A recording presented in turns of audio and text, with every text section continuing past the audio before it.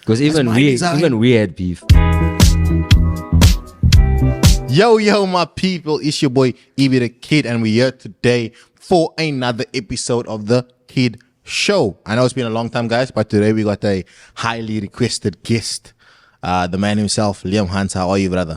I'm always good in yourself. I'm nice, bro. It's your first interview. Yes. Your first ever? Yes. First ever. Wow. But I've done like obviously on TV and on radio now and then, but this is my first actual one. Podcast. Obviously, you've been going through a lot of stuff, bro. You've been dealing with life, bro. Yeah. And people want to know. Good things and bad things, though. Bit of both. More good than bad, but you can't leave the bad out. People have been waiting for you, though. I feel like when I posted on my story the other day, I'm having Liam answer on the podcast. Everyone is coming with the questions, and I've got some interesting ones for you later. Like you will be shocked at some of the questions I have. Okay. But we're gonna get there. Firstly, bro. Interesting. The podcast, we like to talk about topics in general before we get into the guest. And Cotton Fest this weekend, you didn't go. Why you didn't go? I was asking you off cam, but you can tell us now. Firstly, I had a gig on the Saturday. I played in Vredendal, which is 3 hours out. So I couldn't make the trip to Vredendal and then to Cotton Fest, or the other way around. But yeah, that's the only reason why I wasn't But there. why weren't you booked, though? I don't understand. I feel like I wouldn't like you one of the top DJs in Cape Town, if I put it like that. Okay. So I feel like when something like Cotton Fest comes to Cape Town, you have to be involved. I just want to understand why you weren't booked. Like maybe you missed the email, maybe I don't you think didn't so. answer your phone when they were calling you. I feel like when things like this happen, it's not because you're not big enough, but because you're not working hard enough. So if I see something like this, and like I'm not pressuring people to book me, but if I'm not booked, it's motivation to me, and it will tell me, okay, I need to work harder to get, like, I need to be irritating so that people can't miss me. Yeah. So this is just motivation for me, actually. Wow, elite mentality. I would have never thought you thought like that. I would have been like, Well, hey, I'm Liam Hans. Why you not book me?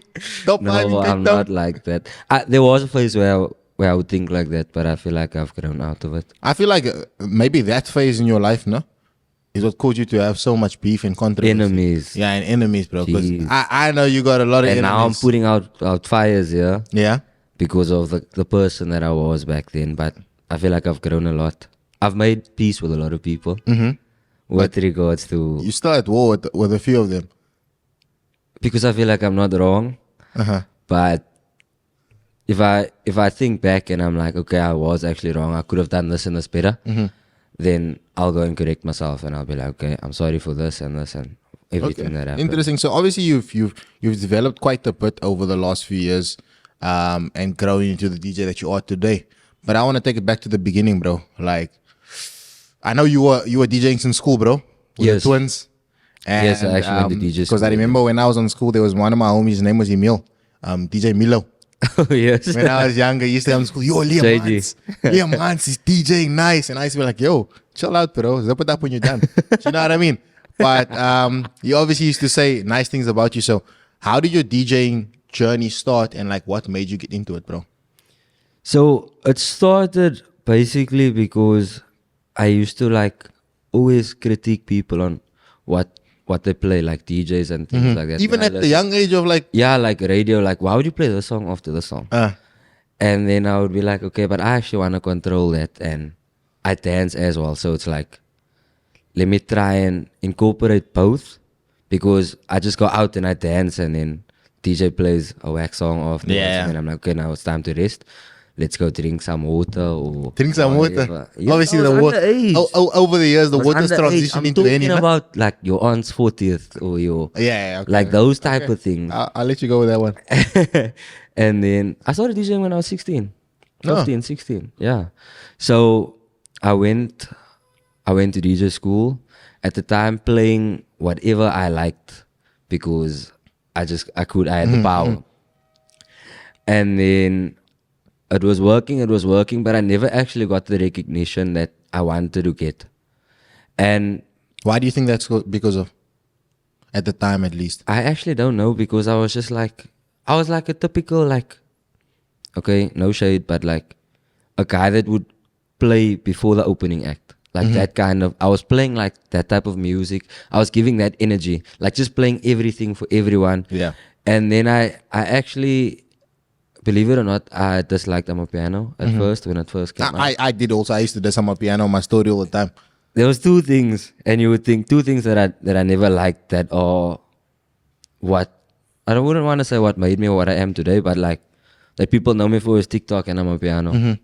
I was against TikTok. Same. I was like, the guys that make TikToks are the ones that make the salads at the braai. Yeah. That I was against it. And Amapiano. And then Amapiano started growing on me. And then I decided I'm going to dance. So I posted 1 or 2 DJing videos. And then I decided, no, I want to dance. I need to do something that makes me different from everyone else in Cape Town. I'm dancing, and it was an Oh My Jam video, and it shoots up to like, it's on 3 million views now. And now my TikTok is doing 10 times the amount that what my Instagram is doing, or 5 years. Yeah. I did in 3 months, 4 months. So I'm like, okay, let's keep doing this thing, let's keep pushing, and then growing, and that's how I got you. That's interesting that you mentioned that you didn't like those things, but I feel like a lot of times in life, bro, a few things that we don't like or that we fear actually make us in life, bro. Yes. And you obviously went to QDJ Academy. Yes. So how much influence do you think the twins had on you as a upcoming DJ? They actually, I would say they did quite a bit. Like the foundation was there because of them. I knew how to beat match. I knew how to have an ear, like what to listen, what to listen for. So like when you're mixing, this is what I'm gonna listen to, and this is like things like that. And they actually teach you much more than DJing. They teach you about marketing yourself. They teach you about Professionalism, like, etiquette, and things like that. So I feel like that set like a very good foundation for me to actually grow into. So you mentioned that at 16 you wanted to be a DJ. Yes. So when you left school, you finished school, no? Yes. I'm just making sure, you know. No, you need to ask. Some folks didn't finish school. Like I was shocked that Justin Denobrega didn't finish school. So I always like to ask.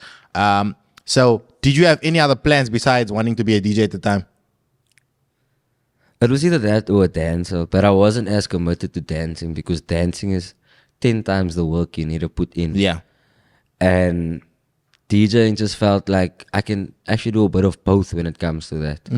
So that's why I chose the path of DJing. And the dancing was just, it was a lot of work, a lot of commitment. And you needed to sacrifice a lot. And it's some of the things that I wasn't willing to sacrifice. So essentially, if you weren't a DJ, you would have obviously settled for being a dancer. Yes, or I would have actually just like focused on, like I'm studying sound engineering now.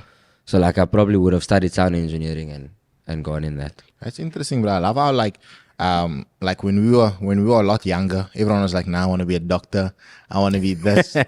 But then as we get older, you start to realize there's a lot of creative DJs. Oh, sorry.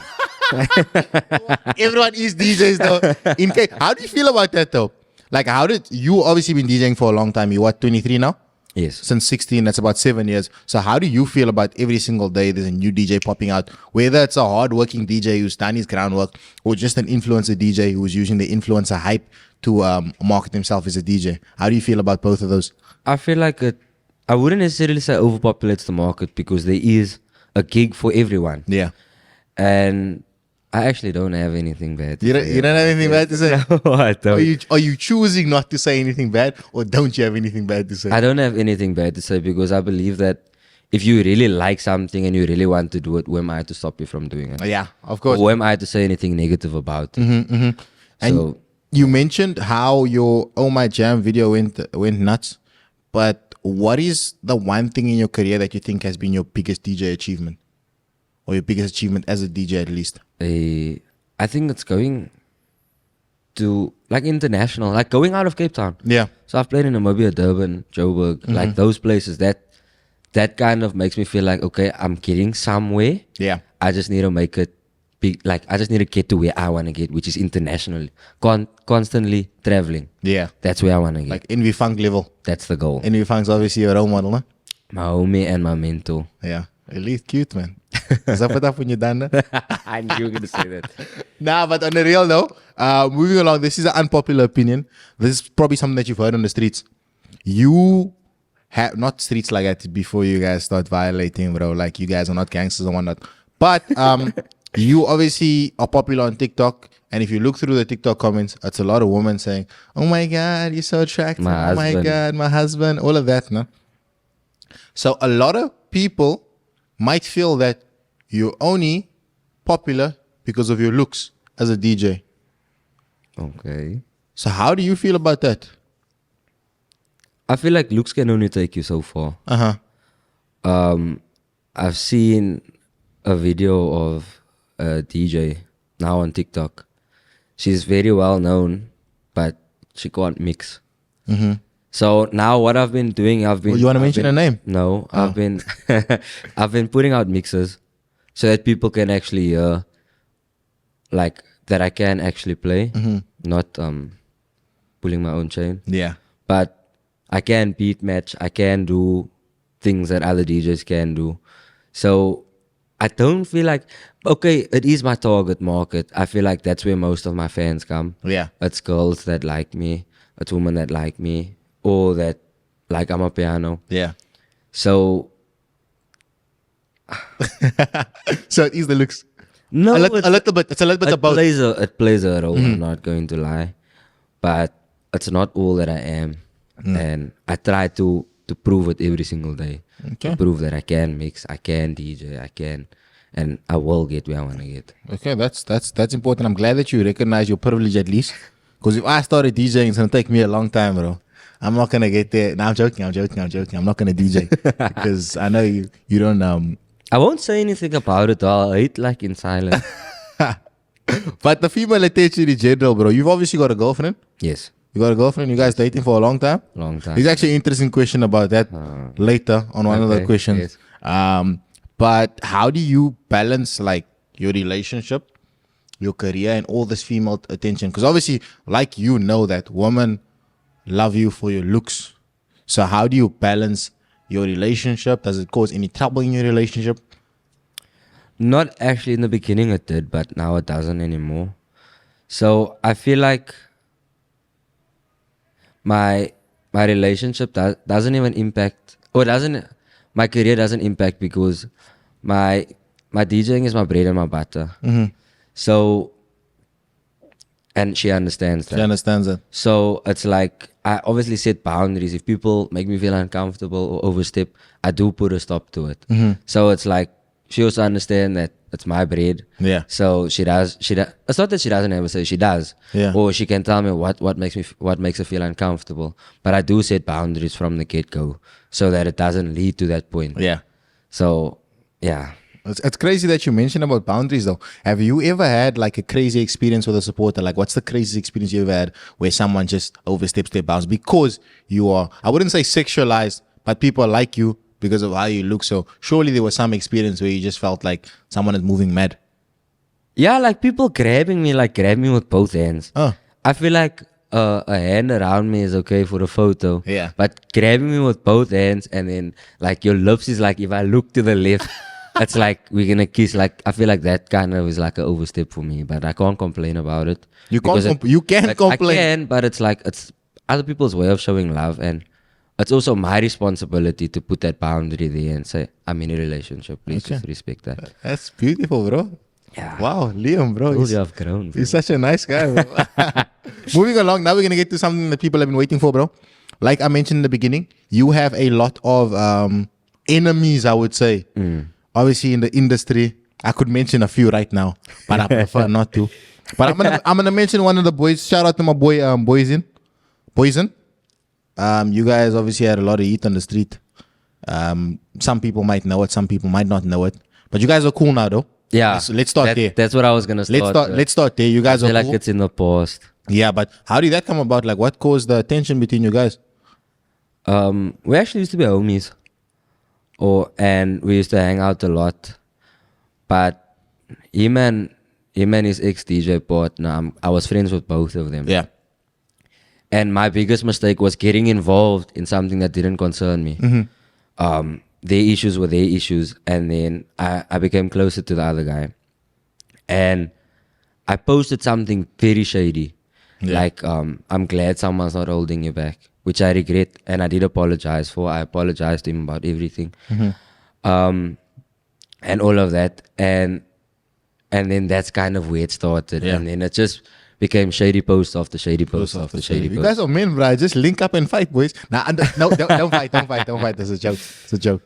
But And also there was another thing where we had an agreement, me and him, about DJing. We had an agreement, and I didn't hold my part because I was constantly booked and I couldn't now fulfill the agreement.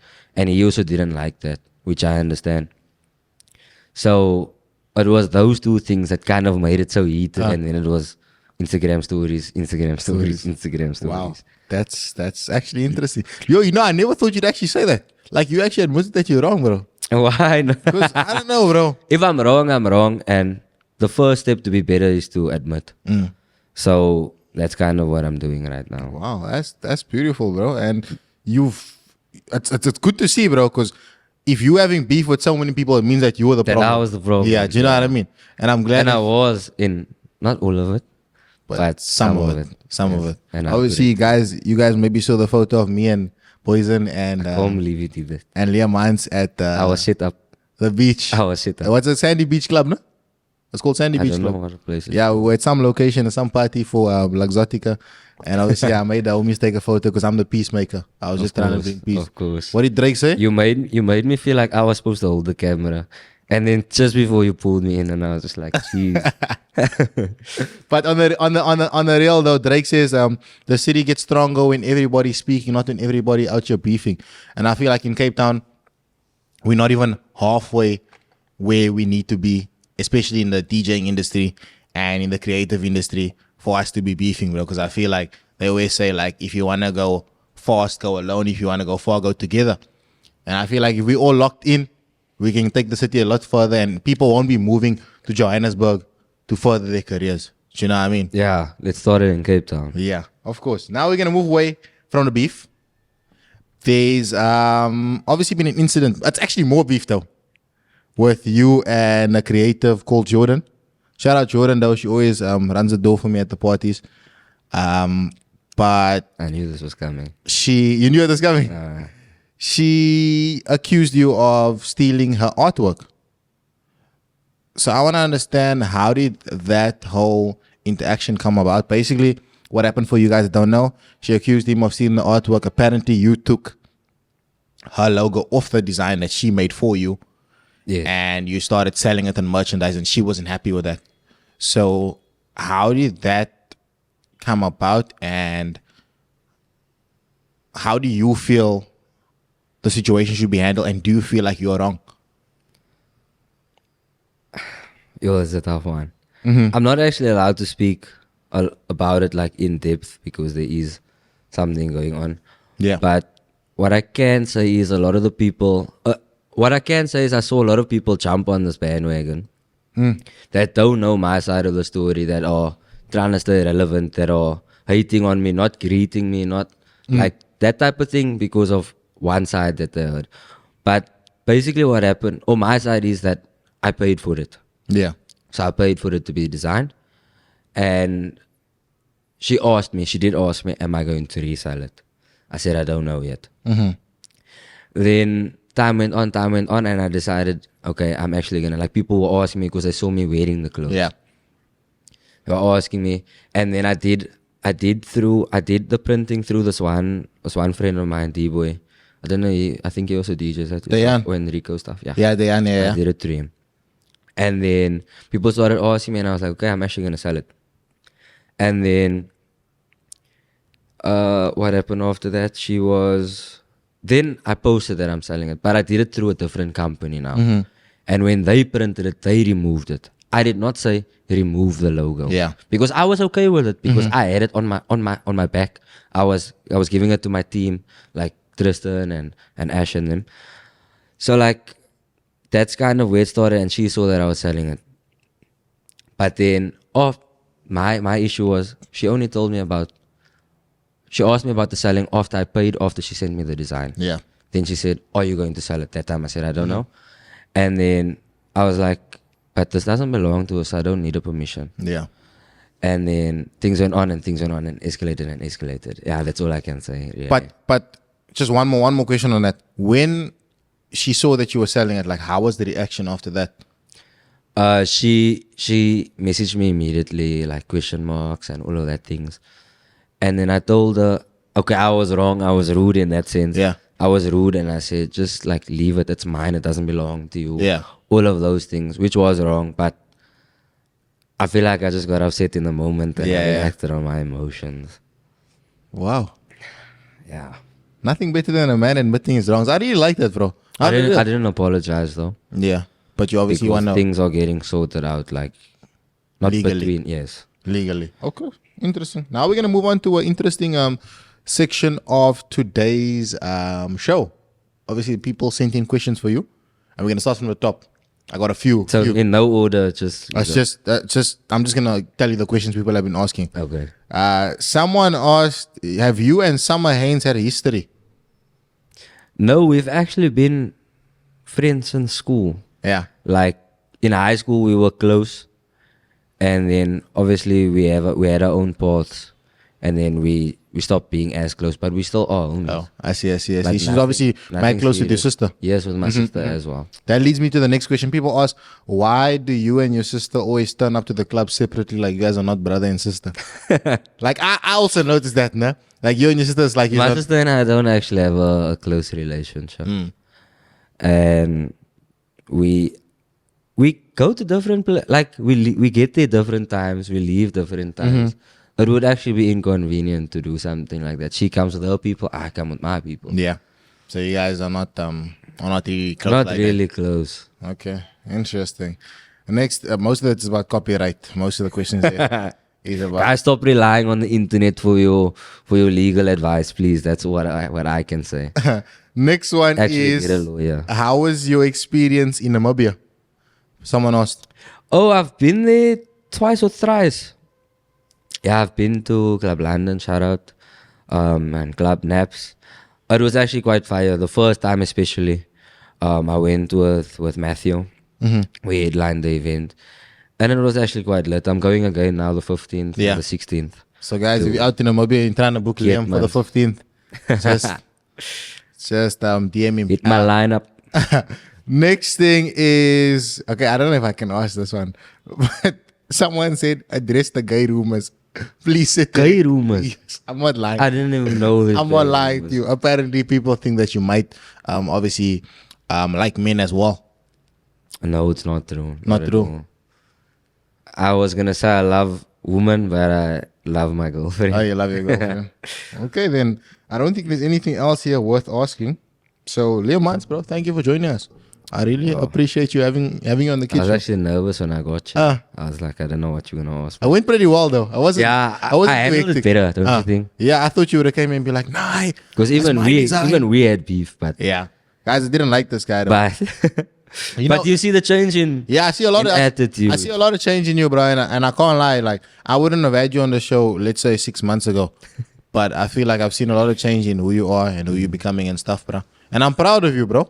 I feel like as men, we don't tell each other that we're proud of each other enough, bro. I'm proud of you as well. Thank you, bro. You I blowing appreciate up, bro. you. I'm trying. I'm just upcoming creator. You blowing up, bro. You pushing. I wish I could be me. I was gonna say I wish I could push like you push, but it wasn't gonna sound right. Yeah, but any last words? What should people look out for you? I'm on YouTube now, guys. Free promo. I'm uploading mixes on YouTube. I'm doing gigs, a lot of gigs this December.